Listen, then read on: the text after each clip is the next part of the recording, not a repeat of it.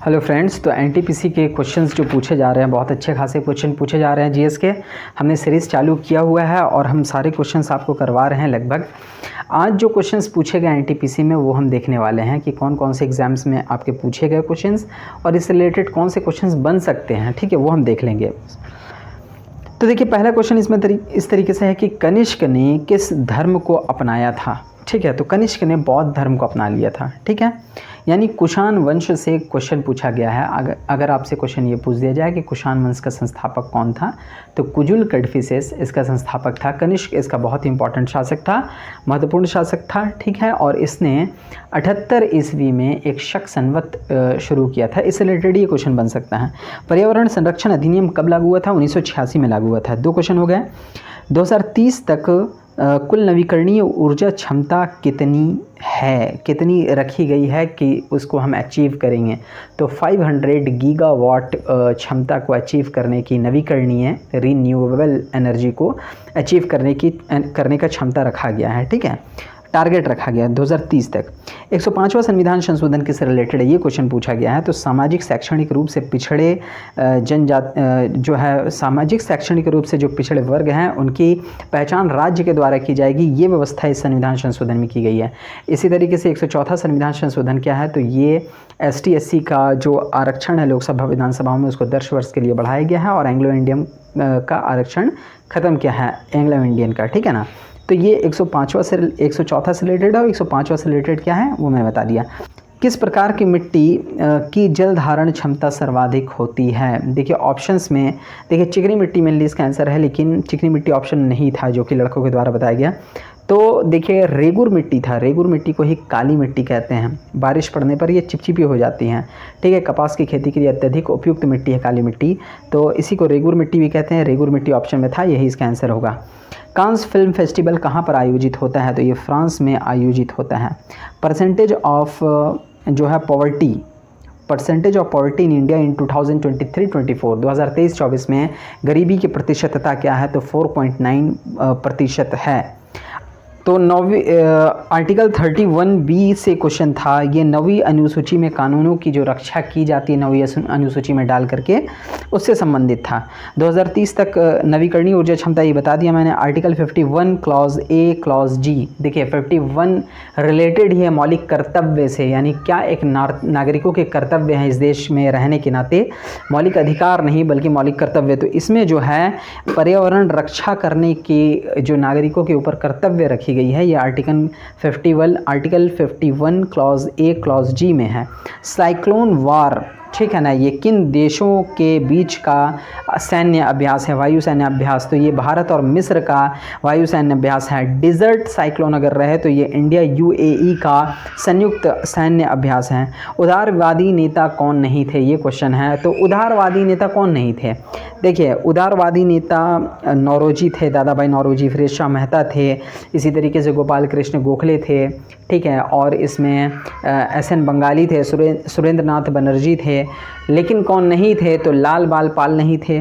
ठीक है, और एक अरविंद घोष नहीं थे। तो यहाँ पे अरविंद घोष भी ऑप्शन में है, तो अरविंद घोष इसका सही आंसर होगा। क्या है क्वेश्चन की कौन उदारवादी नेता नहीं है? तो अरविंद घोष नहीं है। IPL 2025 में कोहली की क्या उपलब्धि, ये पूछा गया है। तो IPL के इतिहास में 10,000 चौके छक्के लगाने वाले पहले बैट्समैन है, ये इसका आंसर होगा।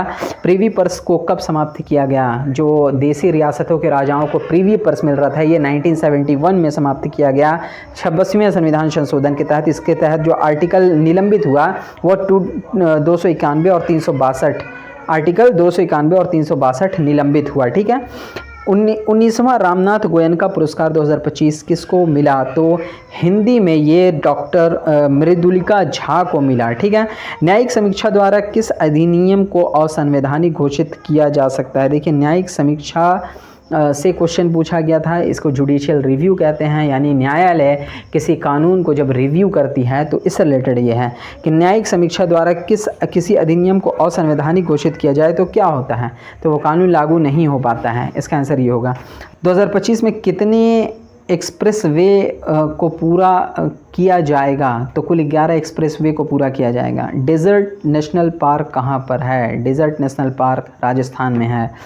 गोंडा पेंटिंग से रिलेटेड क्वेश्चन कुछ क्वेश्चन था, वो आप देख लीजिएगा। एक क्वेश्चन था, भारत भूटान सीमा कैसे भारत से कनेक्ट होता है, तो मैत्री संधि के तहत कनेक्ट होता है।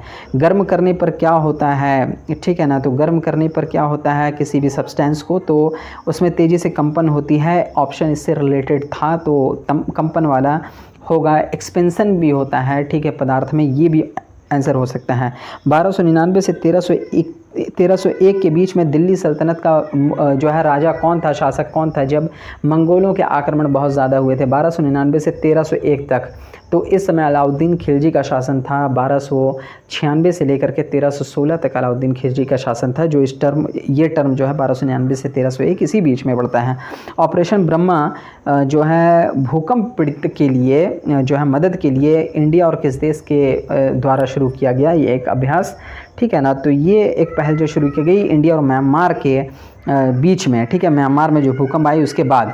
नीति आयोग के पहले राजकोषीय स्वास्थ्य सूचकांक 2025 में किस राज्य का शीर्ष स्थान है। नीति आयोग के पहले राजकोषीय स्वास्थ्य सूचकांक 2025 में उड़ीसा का पहला स्थान है, ठीक है। तो इसके बाद क्वेश्चन है कि OCI का फुल फॉर्म पूछा गया है। ये देखिए नागरिकता से रिलेटेड क्वेश्चन है, क्योंकि OCI का फुल फॉर्म होता है ओवरसीज सिटीजनशिप ऑफ इंडिया, यानी जो समुद्र पार रहते हैं उनकी जो सिटीजनशिप यानी नागरिकता से रिलेटेड जो प्रावधान है उसके बारे में, ठीक है। तो OCI का full form overseas citizenship of India, ठीक है। ग्राम सभा क्या होती है, तो ग्राम सभा जो है भारतीय पंचायती राज व्यवस्था में जो है व्यवस्थापिका की भूमिका निभाती है, ठीक है।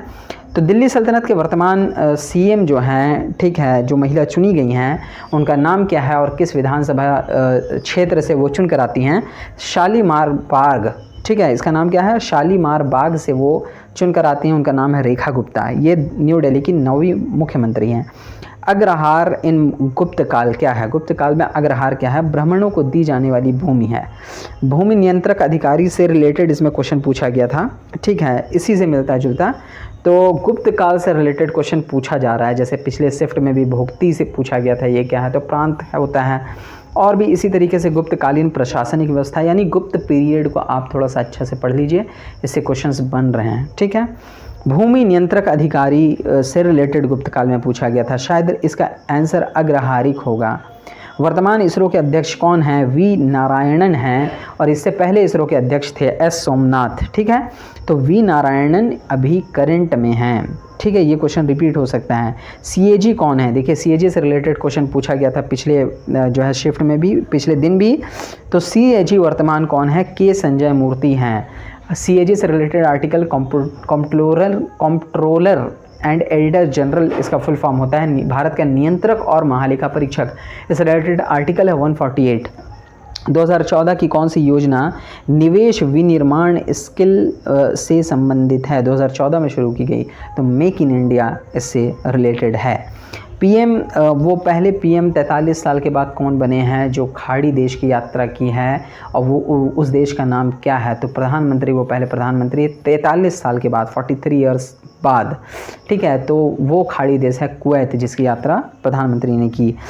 उसके बाद क्वेश्चन है स्वदेशी आंदोलन कब शुरू हुआ था, तो 7 अगस्त 1905 को बंगाल विभाजन के विरोध में स्वदेशी आंदोलन शुरू किया गया था। स्वदेशी आंदोलन क्या था, स्वदेशी को अपनाना, विदेशी का त्याग करना, ताकि विदेशी शासन कमज़ोर पड़ जाए इंडिया में, ठीक है। तो उसके बाद क्वेश्चन है थार रेगिस्तान क्षेत्र में कौन नहीं आता है। थार रेगिस्तान क्षेत्र जो कि राजस्थान में पड़ता है, और क्षेत्र में कौन नहीं आता है, इससे रिलेटेड क्वेश्चन था। ऑप्शंस क्लियरिटी के साथ बच्चे मुझे नहीं बता पाए हैं, ठीक है। उसके बाद क्वेश्चन क्या है कि चंद्रगुप्त मौर्य से रिलेटेड भी एक क्वेश्चन था कि किससे विवाह किए थे। इसमें भी मुझे कन्फ्यूज़न है, इसलिए मैं एग्जैक्ट नहीं बता रहा हूँ।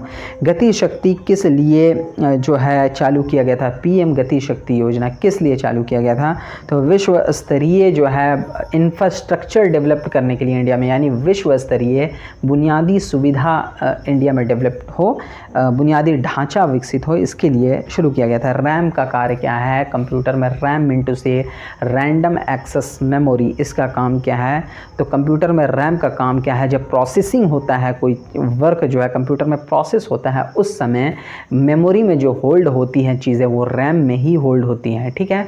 तो रैम में होल्ड होती है मेमोरी, तभी उसी को एक्सेस कर पाता है हमारा कंप्यूटर, उसी को प्रोसेस करता है जो रैम में होती है, इसीलिए रैम की क्षमता ज़्यादा अगर होगी तो वह बहुत अच्छे से प्रोसेसिंग होता है, बहुत आसानी से होता है। तो रैम का काम क्या है? अस्थायी स्टोरेज है, इसका फुल फॉर्म है रैंडम एक्सेस मेमोरी। ठीक है, रैम वॉलेटाइल मेमोरी होते हैं, यानी बिजली कनेक्शन अगर कट जाए तो इसमें मेमोरी जो है वो उड़ जाते हैं। रोम जो है यानी रैम तो रैंडम एक्सेस मेमोरी हो गया, और रोम हो गया रीड ओनली मेमोरी। इसका काम क्या है? इसका काम है जो है स्थायी तौर पर मेमोरी को स्टोरेज करना, और ये नॉन वोलेटाइल होता है। यानी नॉन वोलेटाइल का मतलब हुआ कि बिजली कनेक्शन कट भी जाए तो भी इसमें मेमोरी जो है वो बचे रहते हैं। उसके बाद क्वेश्चन क्या है? निःशुल्क न्यायिक संहिता किसमें है? देखिए, निःशुल्क न्यायिक सहायता है, ठीक है, सभी नागरिकों को समान न्याय और निःशुल्क विधिक सहायता प्राप्त हो सके राज्य ऐसी व्यवस्था करेगा। ये डीपीएसपी का हिस्सा है, यानी directive principle of state policy, यानी राज्य के नीति निदेशक तत्व का ये हिस्सा है। ठीक है, ये भी हो गया। आईओसी की पहली महिला जो है अध्यक्ष कौन होने वाली है? तो वो क्रिस्टी कॉन्वेंट्री होने वाली हैं, और जो है जिम्बाब्वे की रहने वाली हैं। ये बुकर अवार्ड 2024 के लिए चुना गया किस पुस्तक को? और वाइटल को। ठीक है, उसके बाद क्वेश्चन क्या है? सिंचाई का मुख्य स्रोत इंडिया में क्या है? ऑप्शंस बहुत सारे थे, तो इसमें एक मुख्य स्रोत जो है नहर भी है, ठीक है, और कुआं भी है। तो इससे रिलेटेड आप देख लें एक बार। अल्ट प्लस टैब कंप्यूटर में अगर हम टाइप करते हैं तो इसका वर्क क्या होता है? अल्ट के साथ टैब। तो देखिए, विभिन्न जो डॉक्यूमेंट्स खुले रहते हैं, विभिन्न टैब खुले हुए रहते हैं कंप्यूटर के नीचे टास्क बार में, उसमें आप जा सकते हैं एक के बाद दूसरे में अल्ट प्लस टैब से। सामंत, मुग़ल काल में सामंत कौन होता था? तो राजा के अधीन जो शासक होते थे वो सामंत कहलाते थे।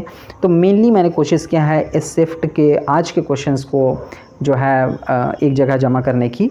ठीक है, तो लगभग क्वेश्चन मैंने इसके जो है आपको बताने की कोशिश की है। मिलते हैं नेक्स्ट डे में जो क्वेश्चन पूछे जाएंगे उसके साथ। आज के लिए इतना ही। Thank you. Please subscribe, please share, and please like.